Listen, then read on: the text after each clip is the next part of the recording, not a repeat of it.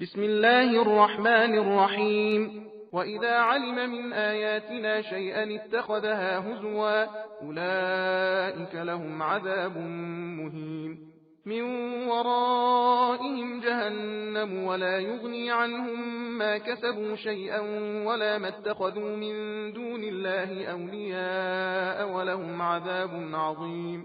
هذا هدى والذين كفروا بآيات ربهم لهم عذاب من رجز أليم الله الذي سخر لكم البحر لتجري الفلك فيه بأمره ولتبتغوا من فضله ولعلكم تشكرون وسخر لكم ما في السماوات وما في الأرض جميعا منه إن في ذلك لآيات لقوم يتفكرون قل للذين آمنوا يغفروا للذين لا يرجون أيام الله ليجزي قوما بما كانوا يكسبون من عمل صالحا فلنفسه ومن أساء فعليها ثم إلى ربكم ترجعون ولقد آتينا بني إسرائيل الكتاب والحكم والنبوة ورزقناهم من الطيبات وفضلناهم على العالمين وآتيناهم بينات من الأمر فما اختلفوا إلا من بعد ما جاءهم العلم بغيا بينهم إن ربك يقضي بينهم يوم القيامة فيما كانوا فيه يختلفون ثم جعلناك على شريعة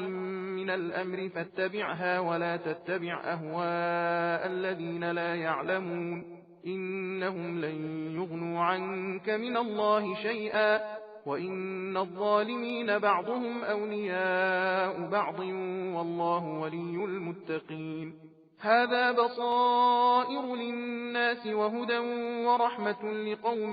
يوقنون أم حسب الذين اجترحوا السيئات أن نجعلهم كالذين آمنوا وعملوا الصالحات سواء محياهم ومماتهم ساء ما يحكمون وخلق الله السماوات والأرض بالحق ولتجزى كل نفس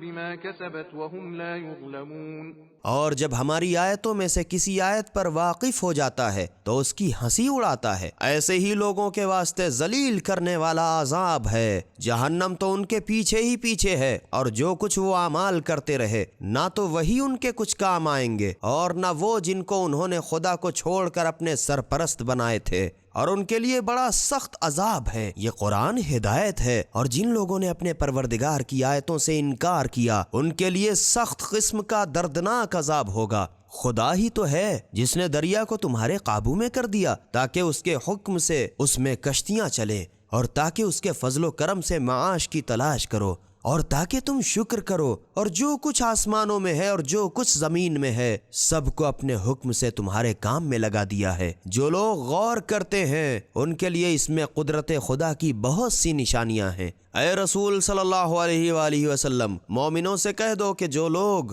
خدا کے دنوں کی جو جزا کے لیے مقرر ہیں توقع نہیں رکھتے ان سے درگزر کریں تاکہ وہ لوگوں کے اعمال کا بدلہ دے۔ جو شخص نیک کام کرتا ہے تو خاص اپنے لیے، اور برا کام کرے گا تو اس کا وبال اسی پر ہوگا، پھر آخر تم اپنے پروردگار کی طرف لوٹائے جاؤ گے۔ اور ہم نے بنی اسرائیل کو کتاب توریت اور حکومت اور نبوت عطا کی، اور انہیں عمدہ چیزیں کھانے کو دیں، اور ان کو سارے جہان پر فضیلت دی، اور ان کو دین کی کھلی ہوئی دلیلیں عنایت کی۔ تو ان لوگوں نے علم آ چکنے کے بعد بس آپس کی ضد میں ایک دوسرے سے اختلاف کیا کہ یہ لوگ جن باتوں میں اختلاف کر رہے ہیں قیامت کے دن تمہارا پروردگار ان میں فیصلہ کر دے گا۔ پھر اے رسول صلی اللہ علیہ وآلہ وسلم، ہم نے تم کو دین کے کھلے رستے پر قائم کر دیا ہے تو اسی رستے پر چلے جاؤ، اور نادانوں کی خواہشوں کی پیروی نہ کرو۔ یہ لوگ خدا کے سامنے تمہارے کچھ بھی کام نہ آئیں گے، اور ظالم لوگ ایک دوسرے کے مددگار ہیں، اور خدا تو پرہیزگاروں کا مددگار ہے۔ یہ قرآن لوگوں کی ہدایت کے لیے وسیلوں کا مجموعہ ہے، اور باتیں کرنے والے لوگوں کے لیے از سر تپا ہدایت و رحمت ہے۔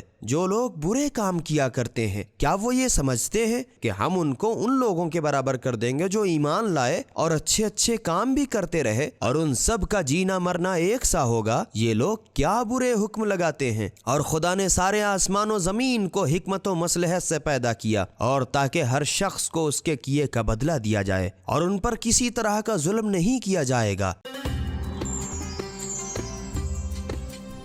سبیل قرآن، ہدایت کا راستہ۔